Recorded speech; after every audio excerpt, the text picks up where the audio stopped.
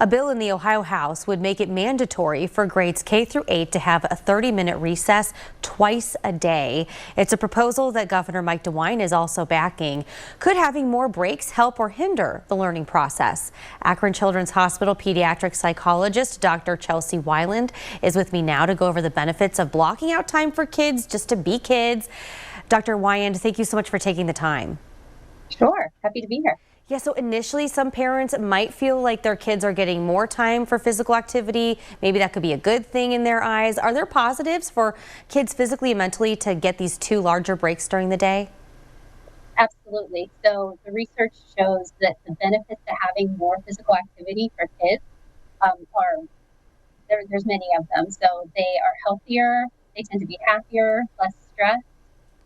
Breaks in the middle of the day can help a lot with attention, so focus can improve, and they can actually sleep better too, which we know that better sleep helps with attention and learning as well. Yeah, that fresh air is always great. When it comes to the attention span, like you mentioned, is it generally easier to keep an older child's attention? Would you foresee these breaks having a positive effect, giving kids time to, refresh in between learning in the classroom?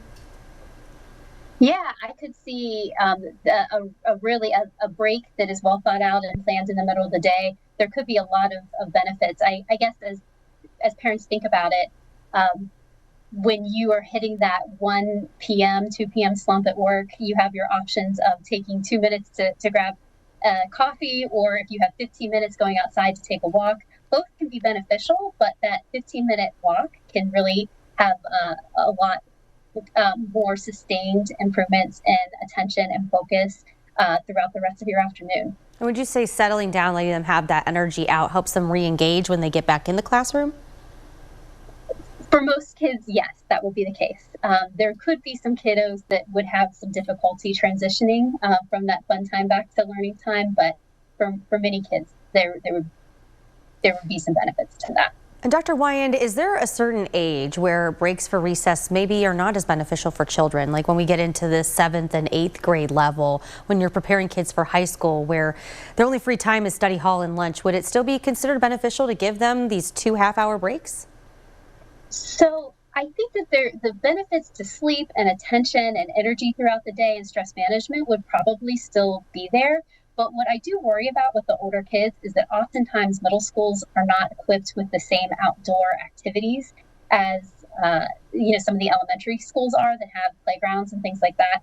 And I always worry about with older kids that if there's not a lot of structure time during that time, that it could make it more likely for bullying or just other misbehavior to happen if there's unstructured time without activities to. Yeah, would you say maybe for the older children, maybe they have a routine after school? What would parents maybe need to consider?